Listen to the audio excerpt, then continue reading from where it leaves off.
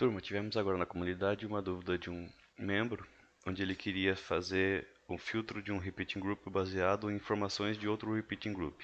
Eu uso isso bastante em menus e filtro também de informações, onde no repeating group de menu, por exemplo, ou de filtro, ele estaria option sets, mas podem ser dados de banco normalmente. E no segundo repeating group, dados de banco, que vão ser utilizados como parâmetro dados da primeira informação para filtragem. Então vamos lá, direto ao ponto. Eu tomei a liberdade aqui de já criar informações no banco para agilizar um pouco o processo. Então eu criei um option set cor, cadastrei algumas cores, criei uma tabela de produtos, só tem a descrição, e o campo de cor que é do tipo option set, inclusive já alimentei alguns dados aqui para utilizarmos no nosso exemplo. Então, primeiro passo, vou criar o nosso menu, colocar ele dentro de um grupo. Eu preciso que ele tenha os itens alinhados de maneira vertical. Gostaria que tivesse um espacinho entre eles. Então vamos colocar aqui primeiro um título. Vai ser um menu. Option Sets. Deixar ele sem tamanho mínimo. Vamos deixar ele como título de RG. E vamos lançar um RG aqui também. Esse Repeating Group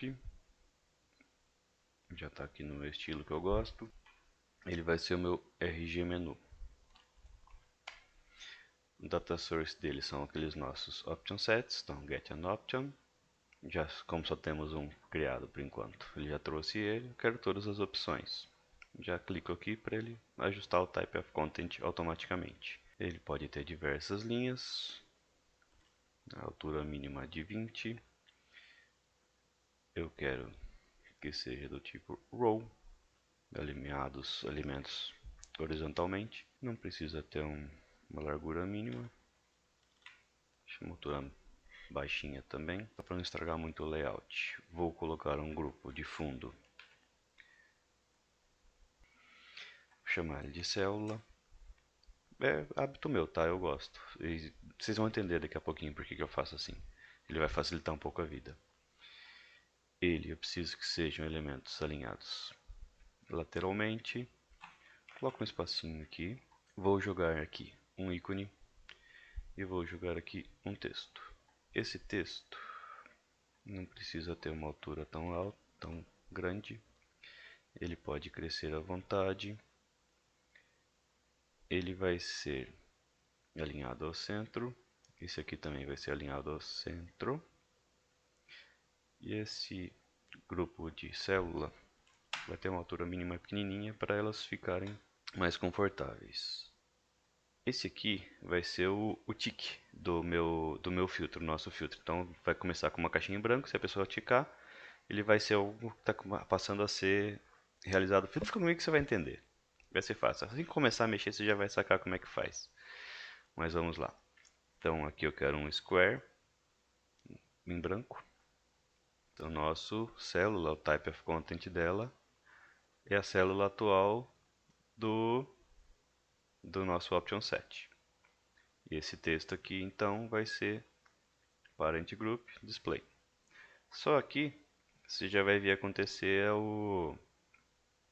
a listagem, a montagem do menu. Então aqueles option sets que eu criei lá previamente já estão aqui aparecendo. Se eu clicar não acontece nada, porque a gente ainda não fez nada. Então vamos partir para um pouquinho da lógica disso.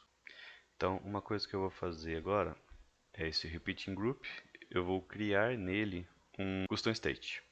Você já vai começar a se ligar o que eu estou fazendo. Então vamos lá. Então vão ser as cores selecionadas. Deixa eu identificar que é um custom state, que é um do tipo dele, option set, e ele é uma lista. Então o que vai acontecer? Todo quadradinho que eu clicar aqui, eu vou alimentar esse custom state. Você já está se ligando o que vai acontecer. Então, um dos motivos de eu ter minha célula aqui, meu grupo de fundo, é porque o meu workflow vai estar na célula, não no quadradinho, não no texto. Isso deixa mais dinâmica a coisa para o usuário. Então vamos adicionar um workflow a ele, que vai ser set state of an element. Qual elemento? Aquele nosso RG. Qual custom state? O único que a gente tem. Qual que é o valor que eu vou colocar? Aqui é um pulo do gato. Vou fazer o primeiro e você já vai entender o que vai acontecer quando eu clonar essa informação. O valor que eu vou colocar, então, vai ser o próprio valor que ele já tem hoje, plus item, adicionar mais um item, current cell. Então, você já está se ligando, né? Quando eu clicar na célula, ele vai pegar essa célula atual que eu cliquei e jogar nesse custom state. Vamos ver na prática. Então, para ver na prática, a gente tem que ter algo visual. Vamos lá. Vamos colocar um condicional no ícone para que quando o RG menu custom state cores selecionadas contenha o parent group, então, ou seja, entendeu, né? Eu tenho meu custom state ali no repeating group. Se a célula atual estiver ali, eu quero fazer uma ação. Qual que é essa ação? Mudar o ícone para o checked. Entendeu? Então vamos ver se funcionou de primeira. Recarregando a página, se eu clicar o vermelho, ele tem que ficar ticado e os outros não. Então, o nosso custom state está sendo alimentado. Só que quando eu clico novamente, ele não destica, né? Porque a gente só fez a lógica para adicionar o item lá. Então vamos montar a lógica agora para remover o item do custom state. Então o que eu vou fazer é o seguinte. Isso aqui de adicionar o item, ele só vai acontecer em um cenário. Apenas quando o RG menu cores selecionadas não contenha o current cell. Ou seja, ele só vai chamar a rotina de adicionar o custom state que dá aquele plus item quando ele ainda não estiver no custom state. E o que eu vou fazer agora? Vou até pintar ele de verde aqui para saber que ele é o de adicionar. Então agora eu vou copiar, vou colar, vou pintar esse de vermelho. Então, quando contenha, quando eu cliquei naquele botão na célula e ele já estiver no meu custom state, o que eu vou fazer? Eu não vou dar um plus item, eu vou dar um minus item. Vamos ver na prática se deu certo? Vamos lá, recarrega a página. Então tem lá o azul, vermelho, verde. Tirar o vermelho. Beleza, ele saiu do meu custom state. Conforme eu vou clicando, ele vai sendo adicionado e removido. Você já se ligou o que a gente vai fazer aqui, né? Agora tá fácil. Vamos lá então. O nosso próximo passo agora vai ser a criação do grupo de dados. Então vamos colocar um grupo de fundo aqui para concatenar os dados, né? Eu quero que os elementos estejam um abaixo do outro e já um espacinho, assim como fizemos no menu. Para agilizar, eu vou copiar o título aqui, colar aqui. Aqui são os produtos que vão vir do banco de dados. Vou jogar um repeating group. Vamos definir o tipo de dados do produto com duas search de produtos. Clico aqui para ajustar o type of content automático para nós. Por enquanto não vamos filtrar nada. Eu quero os objetos internos a ele, um ao lado do outro, um em cada canto.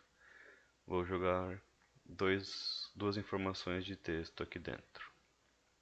Na primeira, eu vou exibir a descrição do produto. E na segunda, eu vou exibir aquele option set cor do produto para a gente identificar se está filtrando ou não a informação de acordo com o que a gente quer. Então, corrente é o produto, cor, como ele é option set, qual o atributo do option set que eu quero exibir, display. Eu vou dar uma diquinha aqui, quando você está trabalhando com objetos dinâmicos, você tem essa informação Canvas Placeholder. Então nós criamos ali várias cores nesse option set. Se eu não me engano, a maior delas é a vermelho. Então se eu vier aqui e escrever vermelho, em vez de ficar aquele current cell produtos, não sei o que, não sei o que, não sei o que, ele fica escrito vermelho. Para que você abrir a página, assim, não vai estar escrito vermelho, tá? Ele vai estar escrito a informação que vem do banco de dados, nesse caso do option set. Mas isso aqui me facilita muito a vida para eu conseguir definir um tamanho fixo nele que seja mais conveniente, sem eu precisar ficando carrega a página, vê como é que ela ficou, tenta medir ali com algum componente de régua para ficar ajustando aqui na mão. Então aqui ó, eu já consigo definir um tamanho aceitável para ele, que eu sei que vai ficar de boa. A altura, eles podem ter uma altura pequenininha.